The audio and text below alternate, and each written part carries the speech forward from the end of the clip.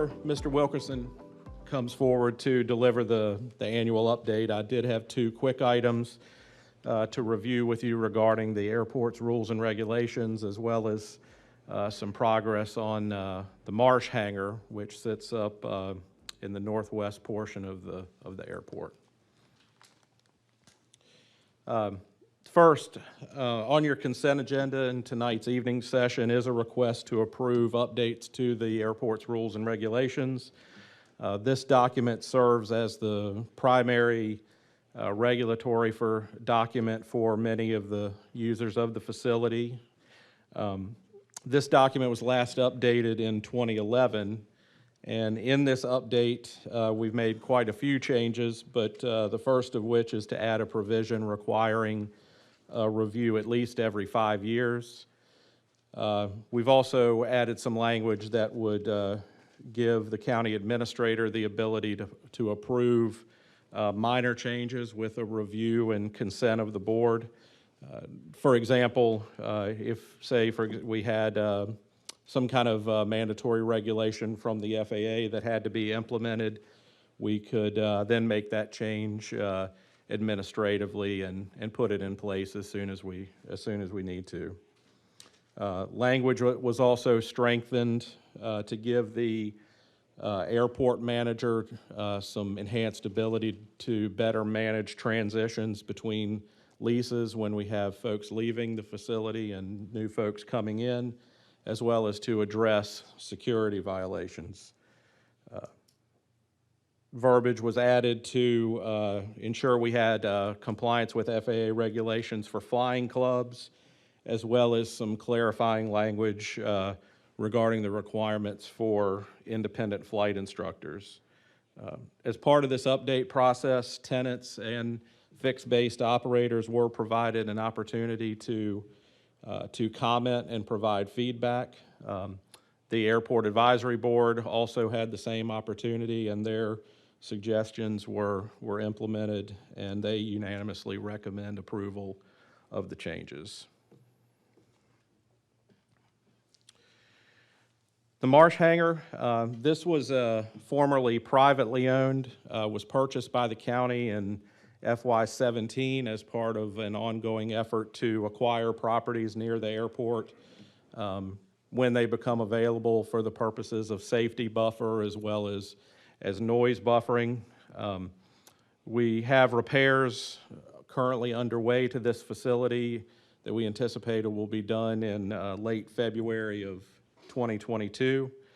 But through these repairs, we really have a win-win situation created with, this will allow the schools to use the building for temporary storage space, which will also generate rental revenue for the airport.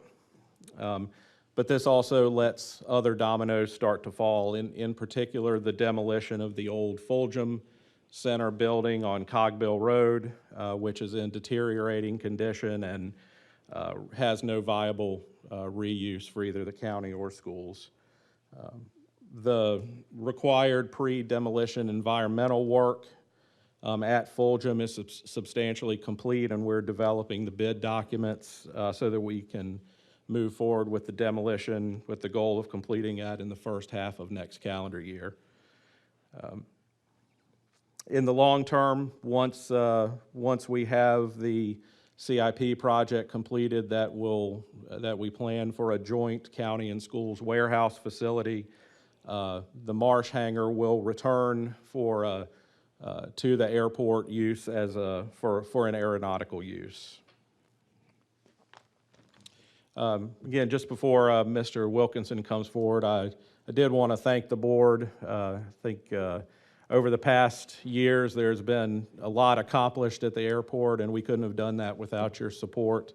So we thank you for all of that, and Mr. Wilkinson's going to go over the status of many of those initiatives. Thank you.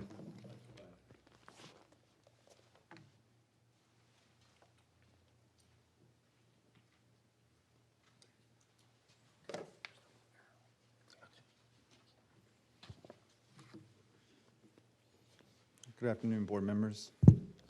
Dr. Casey, thank you for the opportunity to give you a brief update on the airport and the current status.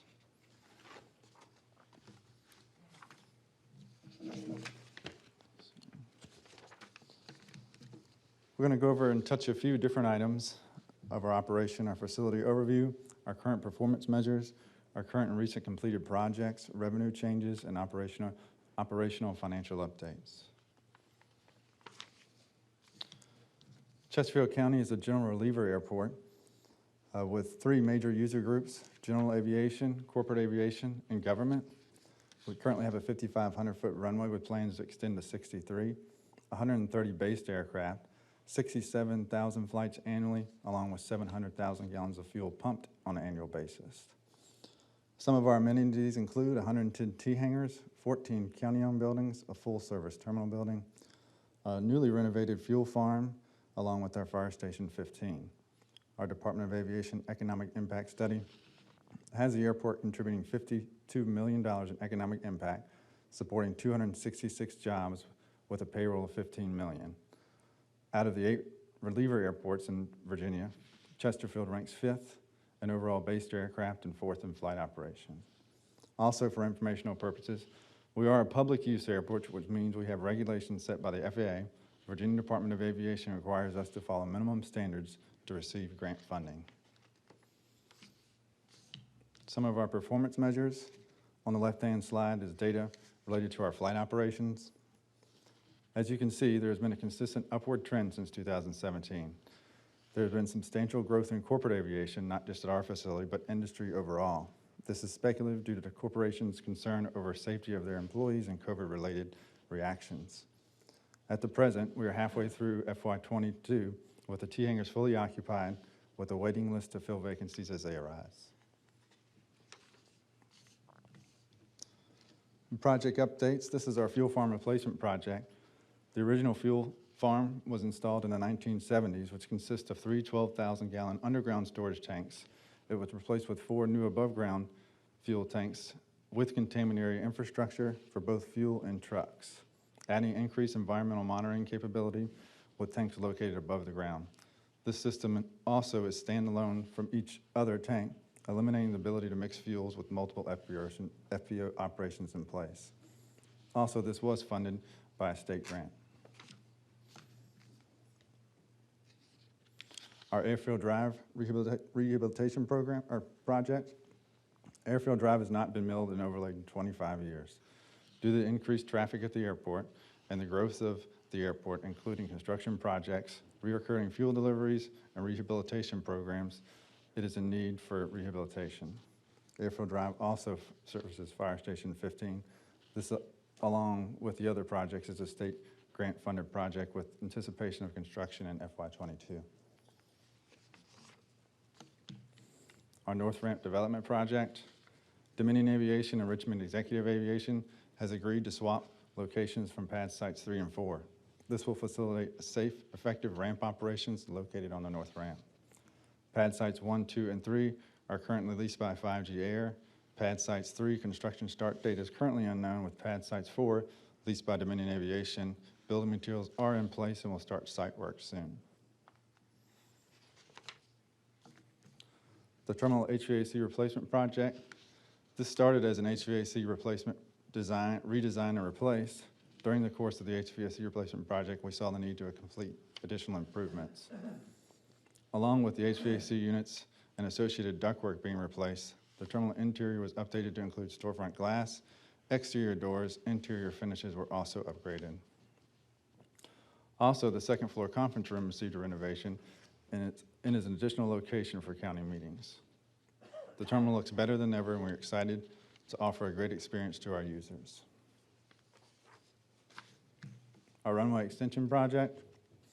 We are working with adjacent property owners to acquire primarily aviation easements to support the runway extension. Just a reminder that the runway itself will remain on current airport property, and we're only looking to acquire easements for the FAA regulations to ensure both safety of the citizens of Chesterfield County and the users of the airport. Our South Ramp development project continues to move forward. This project will address tenant needs for additional hangar space and ramp space now that the North Ramp is fully occupied. This will include an 8,000 square foot additional ramp space, additional hangar space, along with parking and drive associated to Airfield Drive. The Virginia State Police hangar improvements. This was implemented as a part of a conversion to a short-term lease to a long-term lease with the Virginia State Police.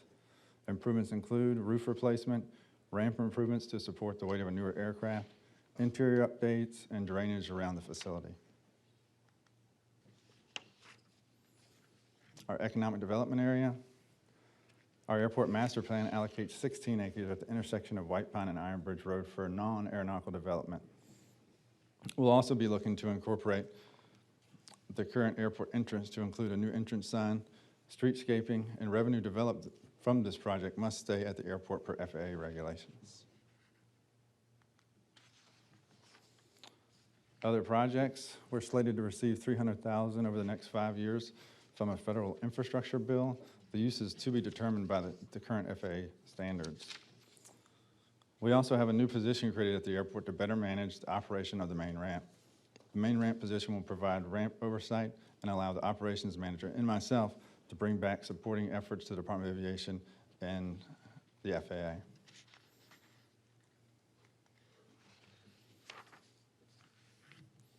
Our financial updates. This is a snapshot of our operation high-level look at the revenues for 2019 and 20 and 21. Note that the second FBO, Richmond Executive Aviation, is represented for only 2 months of FY21. As you can see, there's an upward trend from 2021. We also have been successful in keeping our expenditures under our revenues.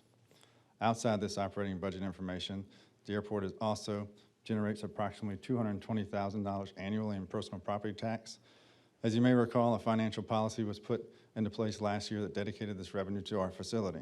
This year, the funds go towards a critical major maintenance project, such as the replacement of the roof of the Virginia State Police, and going forward, this could help us in operational costs and local grant matches. With that, that concludes the presentation. I'm here to answer any questions you may have. Excellent. Any questions or comments, board members? One question, Mr. Chairman. Yes. How long is the waiting list for the hangars right now? So we have multiple waiting lists for 2 different size hangars. I believe that changes daily. One, I believe, is 5, and the other one may be 7. Other questions, comments? Great. Thank you very much for that. And as I mentioned when we talked earlier, I think it's very important we look at the signage at the airport and improvements of that the roadway into it. Yes, sir. Past the fire station, and appropriate lighting too, I think will be something that we'll look at.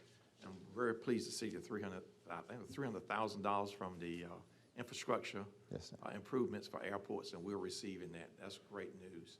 And we can hopefully do some critical improvements there that will facilitate future advancement at the airport and certainly facilitate the FBOs. One question I do have, however, is I'm also serve on the Richmond International Airport.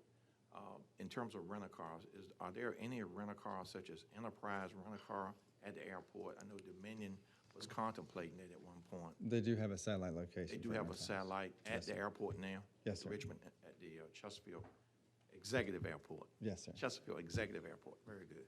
All right, just wanted to update on that. Thank you. Thank you for your very much. time. We appreciate the report.